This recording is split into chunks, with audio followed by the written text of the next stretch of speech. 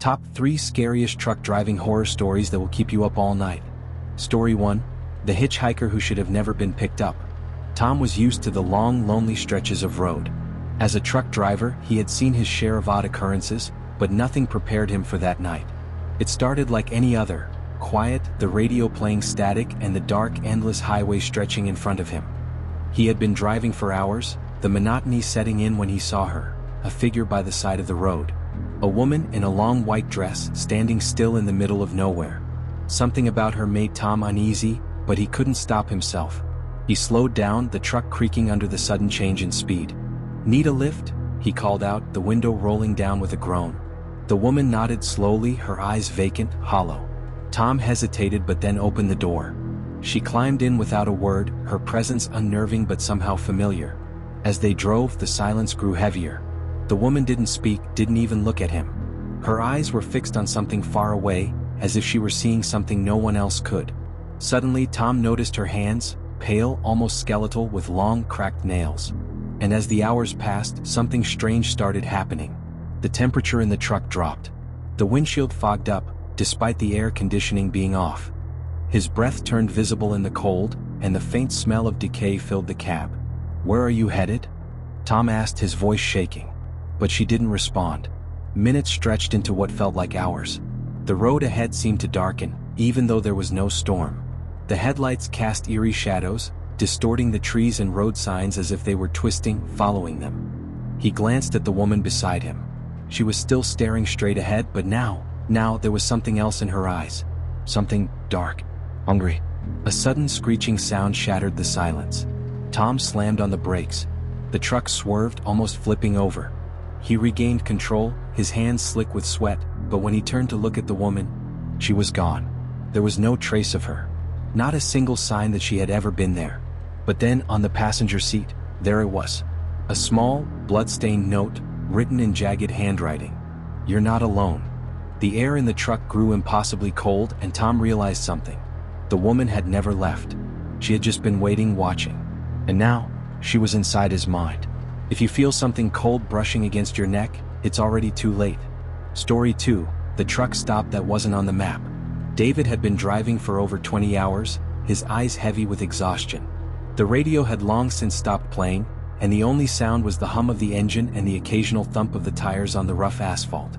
He needed a stop, a break, a place to stretch his legs. The GPS had been glitching for hours, so when he saw a truck stop in the distance, he didn't think twice. He turned off the highway and followed the faded signs leading to the station. The lights were dim, barely illuminating the cracked asphalt and the rusted gas pumps. When he pulled up to the pumps, he saw no one. The place was empty, silent. Not a single soul in sight. The hairs on the back of his neck stood up. Something wasn't right. He stepped out of the truck and walked toward the building, but when he reached the door, it was locked. There was no sign, no indication that anyone had been here in years. David tried the door again. This time it creaked open. Inside, the air was stale, thick with dust.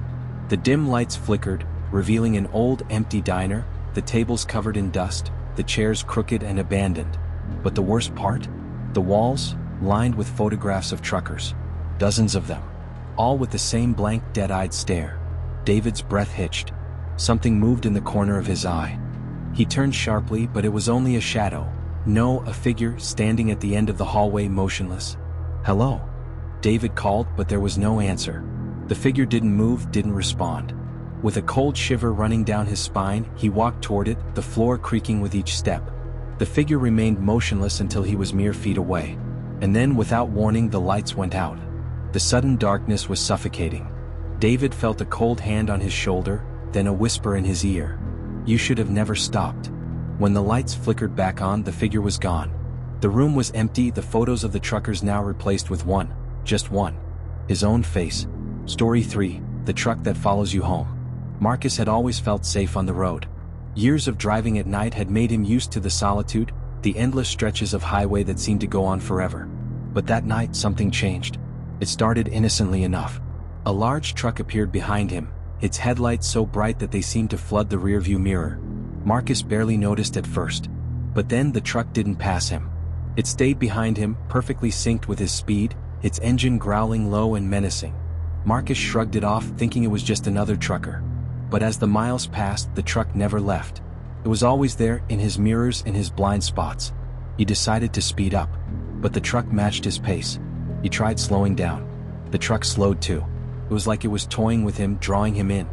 His heart pounded as he tried to lose the truck, taking sharp turns, swerving in and out of lanes. But no matter what he did, the truck was always there. The closer he got to home, the more he began to feel like it was following him specifically. And then he reached his driveway. He parked, but the truck didn't stop. It rolled slowly past his house, the engine rumbling like it was waiting. Marcus stayed inside, not daring to go back out. But when he woke up the next morning, the truck was parked across the street, empty. And then he noticed something. The truck wasn't just an ordinary truck. It had no license plate, no markings, no identification of any kind. And it was still there. That's when he heard the voice. Soft at first, then louder, more insistent. "We're waiting for you." And if you're still watching, then you're already too far in. These stories aren't just stories. They're warnings. Warnings about what's out there, waiting, watching. And now that you've heard them, you can never truly be alone again. The nightmares are just beginning. Subscribe now, if you dare. Because once you do, they will know you too.